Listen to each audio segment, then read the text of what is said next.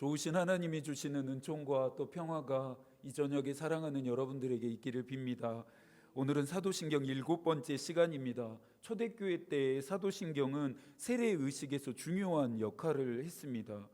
예수 밖에 있었던 사람들이 예수 그리스도를 믿으면서 예수 안으로, 교회 공동체 안으로 들어오게 되었습니다. 그런 자들이 이제는 예수 그리스도로 말미암아 새 사람이 되어서 새 삶을 살아가게 된다라고 하는 표시로 교회로부터 세례를 받게 됩니다. 일종의 교회 공동체의 입문의식이 되었던 이 세례식은 그들로 하여금 이전의 삶을 청산하고 예수 그리스도와 함께 새로운 삶을 향해 나아가게 하는 결단을 하게 했던 것인데요, 이때 세례를 받는 자들은 반드시 자신의 믿음을 공적으로 고백해야 했습니다. 그 고백의 내용은 나는 전능하사 천지를 만드신 하나님 아버지를 믿습니다. 나는 장사한 지 사흘 만에 죽은 자 가운데서 다시 살아나신 예수 그리스도를 믿습니다라고 하는 이 사도신경의 내용이었습니다. 사도신경은 그 형식 자체가 중요하다 말할 수 없습니다. 사도신경이 중요한 것은 그 안에 고백되어지는 내용에 있습니다. 물론 사도신경이 완전하다 할 수는 없습니다. 현대 신학으로 바라보니 약점과 한계들도 물론 있습니다. 사도신경은 당시의 시대적이고 신앙적인 여러 가지 상황들과 문제들에 대한 답을 주기 위해 만들어졌고 또 사용되어졌습니다. 그러니 모든 시대와 모든 상황들에 보편적으로 적용되어질 수 있다 말할 수는 없습니다. 그러니 오늘이라고 하는 이 상황을 살아가는 우리에게 사도신경을 고백한다라는 것은 어떤 의미인지 우리는 끊임없이 질문하면서 답을 찾고 재해석할 수 있어야 합니다. 사도신경 안에 우리가 믿는다라고 고백하는 이 내용들이 단순히 추상적이거나 이상적인 고백으로 끝나지 않고 우리의 삶과 어떻게 이어지게 할 것인지 우리가 고민해야 합니다. 분명하지 않고 경험되어지지 않는 고백은 우리의 삶에 어떠한 영향도 미치지 못하기 때문입니다. 웨스터민스터 신앙 고백과 또 대소요리 문답을 선포한 회의에서도 비슷한 정신으로 그 끝에 사도신경을 포함시켰습니다. 웨스터민스터 신학자들이 사도신경을 인정한 이유는 사도신경이 사도들에 의해서 작성되었거나 십계명과 주기도문처럼 정경으로서 존중하기 때문이 아니라 그것이 하나님의 말씀에 일치하며 그리스도의 교회들에서 고대로부터 받아들여지는 기독교 신앙의 간략한 요점이 되기 때문입니다. 무슨 말인지 이해가 되셨습니까? 사도신경에서 고백하고 있는, 우리가 고백하는 모든 내용은 하나님의 말씀과 일치하고 교회들이 그동안 받아들여져 왔던 기독교의 신앙을 간략하게 요약하고 있는 요점이 되기 때문에 그것은 우리가 마땅히 고백할 만한, 또 고백해야 하는 중요한 내용이라는 것입니다. 종교개혁에 관련된 인물들도 같은 생각이었습니다. 사도신경의 내용은 그 어느 것 하나 버릴 것이 없고 성경 진리에 부합한다라고 종교개혁에 참여했던 자들도 그렇게 생각했습니다. 특히 칼빈은 유명한 기독교 강요에서 사도신경에 대해서 다음과 같이 말하고 있습니다. 우리의 신앙 전체 역사가 그 안에 간결하게 그리고 명확한 순서로 요약되었다. 그것이 성경의 참된 증거들에 의해 확증되지 않은 것은 아무것도 담고 있지 않다는 것이다. 이것이 이해가 된다면 저자에 관해 고민하거나 다른 이와 다투는 것은 논점을 잃는 것이다. 칼빈도 동일한 생각을 하고 있었습니다. 이 사도신경 안에 우리가 따르고 고백하고 있는 신앙에 대해 간결하고 명확하게 요약하고 있다라고 칼빈도 이해했고, 이 모든 것들에 대한 근거가 성경에 부합한다라고 그는 이해했습니다. 그래서 사도신경의 본질이지 않은 것과 논쟁할 필요가 없다라고 그도 이야기하고 있습니다. 우리의 신앙을 분명하게 하는 본질을 붙드는 것이 칼빈도 중요하다 말하고 싶었던 것 같습니다. 사도신경을 고백할 때마다 저와 여러분의 믿음이 분명해지고 또렷해질 수 있기를 바랍니다. 무엇보다 저와 여러분이 무엇을 믿고 있는지, 또한 무엇을 붙들어야 하는지에 대한 본질을 명확하게 깨닫고 이해하며 고백할 수 있어야 합니다. 바울도 고린도 교회 교인들에게 다음과 같이 권면합니다. 9장 26절인데요. 그러므로 나는 목표 없이 달리듯이 달리기를 하는 것이 아닙니다. 나는 허공을 치듯이 권투를 하는 것이 아닙니다. 우리의 신앙은 목표 없이 달리는 사람처럼 마치 대결 상대가 없이 허공만을 때리는 권투 선수처럼 그렇게 헛된 일이 되어서는 안 될 것입니다. 지난 시간에는 예수의 죽음이 우리에게 어떤 영향을 미치는지를 살펴보았습니다. 그러면서 그분의 죽으심은 우리에게 커다란 희망을 선사한다 말씀드렸습니다. 오늘은 기독교 교리에서 예수 그리스도의 죽으심과 함께 또 하나의 중요한 사건인 부활에 대해서 좀 이야기해 보려고 합니다. 기독교는 참 이상한 종교입니다. 지금도 지금이지만 죽음 이후의 세상을 꿈꾸게 하면서 죽음 이후에 예수 그리스도와 함께 살아가는 시간들이 더 복될 것이라고 말하기 때문입니다. 죽음에 대해 진지하게 성찰하게 할 뿐만 아니라 죽음 너머에 있는 미래를 바라보도록 유도하고 있습니다. 플라톤은 철학이 죽음을 준비하는 예술이라고 말했습니다. 세네카는 사는 방법을 일생을 통해서 배워야 한다. 그리고 아마도 그 이상으로 불가사의하게 여겨지겠지만 평생을 통해 배워야 할 것은 죽는 일이다라고 말했습니다. 인간이 한번 죽는 것은 정해진 일이라는 히브리서 9장 27절의 말씀처럼 모든 인간은 죽음을 피할 수 없습니다. 왜 그렇습니까? 하나님이 정해놓으신 질서이기 때문입니다. 하나님의 이 창조의 질서는 믿는 자에게 뿐만 아니라 믿지 않는 자들에게도 동일하게 적용됩니다. 고린도 교회 사람들은 예수 그리스도의 부활을 부정했습니다. 죽은 자가 어떻게 신령한 몸, 새로운 몸을 입게 된다라는 것이 그들에게는 도저히 믿어지지 않았기 때문입니다. 그래서 바울은 그리스도의 죽음과 부활이 복음과 직접적인 연관이 있음을 가르치지 않으면 안 됐습니다. 그리스도의 죽음의 이 사실성은 본디오 빌라도라고 하는 이 인물을 통해 실제 이미 확인되었고, 그의 부활의 현실성은 부활의 증인들에 의해서 입증되기 때문입니다. 오늘의 본문 3절과 4절을 함께 읽습니다. 내가 받은 것을 먼저 너희에게 전하였노니 이는 성경대로 그리스도께서 우리 죄를 위하여 죽으시고 장사 지낸 바 되셨다가 성경대로 사흘 만에 다시 살아나사. 예수의 죽으심과 부활하심은 성경 그대로 되어진 일입니다. 하나님의 계획이었습니다. 그렇게 부활하신 그리스도는 5절부터 8절에 나오는 많은 사람들에게 보여지게 되고 나타납니다. 수많은 사람들이 부활하신 예수 그리스도를 만납니다. 부활은 신비 중에 신비입니다. 신앙에는 이성과 지성으로 닿을 수 없는, 아니 초월하는 영역인 신비의 영역이 있다 했습니다. 공기는 보이지 않습니다. 그렇다고 해서 공기가 존재하지 않는다 부정할 사람은 없을 것입니다. 마음을 볼 수 없다고 해서 마음이 없다 말하시겠습니까? 그렇지 않습니다. 부활이 보이지 않고 볼 수 없다고 해서 부정할 수는 없습니다. 성서가 그것에 대해서 증거하고 증명하고 있기 때문입니다. 목회자이다 보니 장례식에 참석할 일이 참 많습니다. 적응될 법도 한데 장례식에 갈 때마다 여전히 무겁고 어려운 마음으로 힘들어하는 제 자신을 보게 됩니다.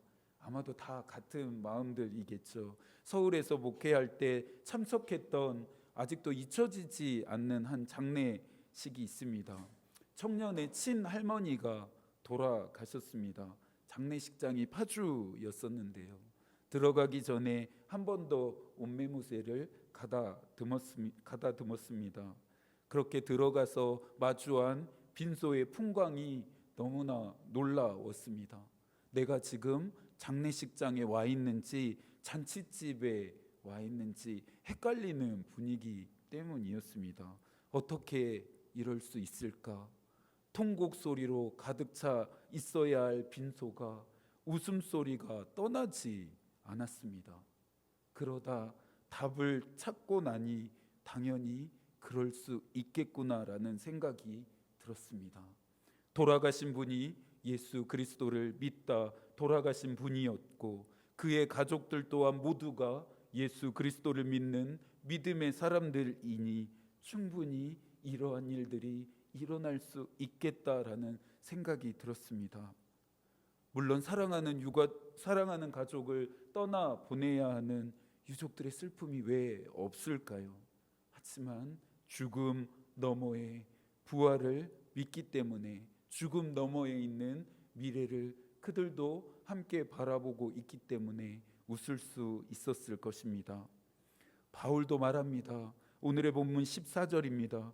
그리스도께서 만일 다시 살아나지 못하셨으면 우리가 전파하는 것도 헛것이요 또 너희 믿음도 헛것이며, 또 17절입니다. 그리스도께서 다시 살아나신 일이 없으면 너희의 믿음도 헛되고 너희가 여전히 죄 가운데 있을 것이요. 예수 그리스도의 부활을 믿지 않는 믿음은 헛된 것입니다. 그분의 부활이 없다면 우리의 믿음은 헛된 일입니다.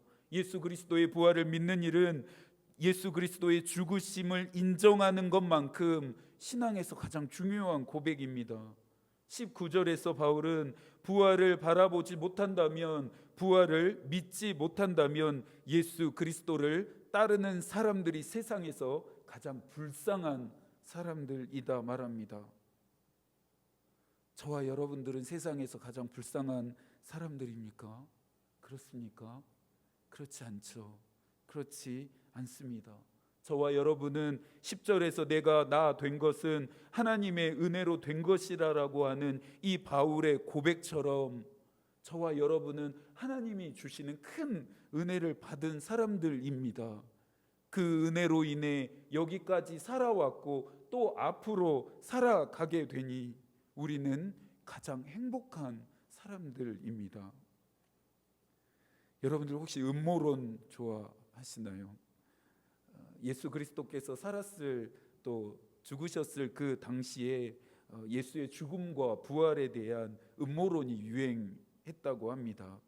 예수께서 십자가에서 진짜로 죽으신 것이 아니라 끔찍한 고통 때문에 기절하거나 의식을 잃어서, 그래서 제자들이 예수의 의식이 돌아오자 부활한 것처럼 보이기 위해서 철저하게 모의하고 계획했다라는 것입니다. 1828년 이와 같은 주장을 한 사람이 있었습니다. 1세기 팔레스틴 지역에서는 아직 숨이 끊어지지 않는 사람이 무덤에 매장하는 일들이 흔했는데 예수의 경우에도 이와 비슷하다. 그는 십자가에서 잠시 기절했으며 이에 사람들이 그의 몸을 무덤 안으로 옮겨 놓았다. 제사장들을 비롯해 당시 예수의 죽음을 모의한 자들은 이런 제자들의 계획에 대처하기 위해서 예수의 무덤을 봉인하고 경비병까지 세웠다라는 것인데요. 그러고 나니 그의 무덤 속에서 그의 몸을 감싼 향내와 그 안에 서늘한 공기 때문에 얼마 후에 예수가 다시 의식을 되찾게 되었고 일요일 아침에 무덤 바깥으로 나올 수 있었는데 다행스럽게도 무덤 입구를 막고 있었던 이 바위가 지진 때문에 이미 살짝 옆으로 옮겨져 있었기 때문에 예수가 무덤 밖으로 나올 수 있었다라는 것입니다. 그 뒤에 예수께서 우리가 조금 전에 살펴보았던 것처럼 12명의 제자들을 포함한 많은 사람들에게 나타났는데, 특별히 12명의 제자들이 무식한 시골 뜨기였기 때문에 예수가 정말 부활했다라고 믿었다라는 것입니다. 예수의 부활이 우리에게 중요한 이유가 무엇일까요? 여러분에게 부활은 어떤 의미입니까? 예수의 부활이 있기에 우리가 영원한 생명을 바라게 되는 것은 맞습니다.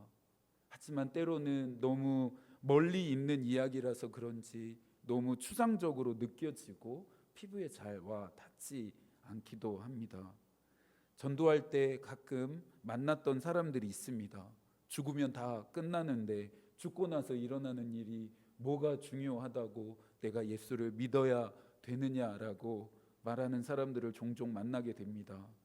그들의 말도 일리가 있다 생각되어집니다. 토마스 아퀴나스는 부활이 우리에게 중요한 이유는 부활은 우리에게 하나님과 예수님, 우리 자신에 대한 통찰력을 주기 때문이라고 말합니다. 부활은 저와 여러분을 위한 것이기 때문입니다. 아퀴나스가 말하는 부활을 통해 얻게 되는 신앙의 유익은 크게 세 가지인데요. 첫 번째로 부활은 우리에게 하나님에 관한 진리를 말해 준다고 합니다. 성서는 하나님이 어떠한 분이신지를 우리에게 알려주는 영적인 텍스트입니다. 하나님이 어떠한 분이신지 우리가 알고 싶다라고 하면 하나님의 말씀인 성서를 읽으면 됩니다. 그 중에서 가장 중요한 이야기는 하나님이 우리를 사랑하셔서 그의 아들을 십자가에서 죽게 하셨다라고 하는 지점입니다. 이것이 성서에서 하이라이트가 되는 부분입니다. 기독교에서 말하는 죽음의 본질은 곧 하나님의 사랑입니다. 그러면서 성서는 하나님이 예수를 다시 살리신 모든 신 위에 뛰어나신 분이심을 천명하고 있습니다. 우리가 예배하고 기도하며 찬양하는 하나님이 바로 그런 분이십니다. 예수의 부활은 하나님이 우리를 위해서도 그런 동일한 일을 행하실 것이라고 하는 희망을 선사합니다. 우리가 믿는 하나님이 얼마나 위대하신 분이신지를 감격하게 만듭니다. 우리의 어려운 문제, 감당할 수 없는 일들을 만났을 때 그분께 기댈 수 있는 이유입니다. 기도하며 그분께 나아갈 수 있는 이유입니다. 예수 그리스도를 죽음에서 살리신 그 하나님이 우리를 어려운 문제로부터, 우리가 만난 감당할 수 없는 일들로부터 우리 또한 구원해 주실 수 있는 하나님 되신다라고 하는 사실입니다. 부활은 우리에게 하나님이 함께 하심을 알려주고 있습니다. 두 번째로 부활은 우리에게 예수 그리스도에 관한 진리를 말해줍니다. 부활은 우리에게 십자가에서 죽으신 그분이 바로 하나님의 아들이심을 깨닫게 합니다. 부활이 없다라고 하면 우리가 받은 구원은, 또 구원의 의미와 효력은 물거품이 됩니다. 십자가에서 죽으신 그분이 하나님이 아니시라면, 하나님의 아들이 아니시라면 십자가를 통해 드러나는 하나님의 사랑도 가짜가 됩니다. 거짓이 됩니다. 성서는 죄와 사망의 권세를 깨뜨리신 예수 그리스도의 승리를 선포합니다. 이 승리가 누구를 위한 것입니까? 나를 위한 것입니다. 여러분을 위한 것입니다. 이 승리가 저와 여러분에게 주어졌습니다. 바울은 로마서 8장에서 이 예수 그리스도의 죽음과 부활이 우리를 죄와 사망의 법에서 생명의 성령의 법으로 바꾸는 능력이 있다라고 찬양하고 있습니다. 예수께서 왜 죽으셨습니까? 하나님이 왜 예수 그리스도를 끔찍한 십자가에서 죽어가도록 내버려 두셨습니까? 저와 여러분을 향한 사랑 때문입니다. 저와 여러분을 사랑하셨기 때문입니다. 이유는 오직 그것뿐입니다. 그리스도의 죽음을 인정하고 믿는 것만으로도 얻게 되는 은혜입니다. 만약 우리가 더 나아가 부활까지 믿을 수 있다라고 한다면 우리는 더 풍성한 은혜 안으로 진입하게 됩니다. 아퀴나스가 던지는 이 두 가지의 통찰력만으로도 우리가 붙들어야 하는 본질, 복음의 핵심은 분명해집니다. 하나님이 나와 함께 하시고 나를 사랑하셔서 예수 그리스도를 십자가에 죽게 하셨다라는 것입니다.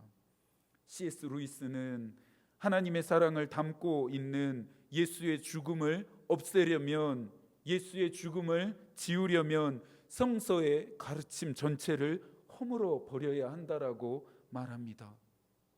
세상에서 다른 사람들에게 사랑받고 인정받으려고 애쓰고 노력할 수밖에 없지만 우리가 믿는 하나님 앞에서, 예수 그리스도 앞에서는 그렇게 하지 않아도 됩니다. 왜 그럴까요? 왜 사랑받기 위해 우리가 애쓰고 노력하지 않아도 되는 것일까요? 하나님은 우리의 있는 모습 그대로 사랑하시기 때문입니다. 우리의 모습 그대로를 그분이 수용하시고 용납하시기 때문입니다. 하나님이 우리를 사랑하신 것은 우리가 잘했기 때문이 아닙니다. 하나님이 우리를 구원하신 것은 우리에게 그만한 자격과 공로가 있어서가 아닙니다. 하나님이 우리를 사랑하신 때는 언제입니까? 우리가 연약했을 때, 우리가 하나님과 원수 되었을 때, 우리에게 죄와 허물이 있었을 그때였습니다. 사랑하는 여러분, 하나님 앞에서 자유하십시오. 애쓰거나 노력하기보다 그냥 그분께 기대어 안식과 평화를 누리십시오. 하나님이 주시는 사랑은 세상과 사람이 주는 사랑과 본질적으로 다릅니다. 여러분들이 늘 그 사랑을 충만하고 또 충분하게 누리시는 삶을 살게 되기를 축복합니다. 마지막으로 부활은 우리의 삶의 방식을 말해준다라고 하는 것이 토마스 아퀴나스의 생각입니다. 부활이 찬란할 수 있는 것은 십자가라고 하는 이 고통이 수반되었기 때문입니다. 우리는 값싼 은혜를 누리는 것이 아닙니다. 고린도전서 15장 58절에서 그러므로 내 사랑하는 형제들아 견실하며 흔들리지 말고 항상 주의 일에 더욱 힘쓰는 자들이 되라. 이는 너희 수고가 주 안에서 헛되지 않은 줄 알미라. 바울은 부활을 믿는 자들은 주의 일에 힘쓰는 자들이어야 한다라고 말합니다. 주의 일에 힘쓰는 자들입니다. 이것은 24시간 365일 교회 일만 해야 된다라고 하는 말이 아닙니다. 경고에서 흔들리지 않는 믿음 위에서 살아가라는 것입니다. 세상 사람들이 누리는 것, 세상 사람들이 취하려고 하는 것, 세상 사람들이 바라보고 있는 것을 우리도 쫓다 보면 당연히 우리의 믿음의 지반이 연약해져서 허물어지게 됩니다.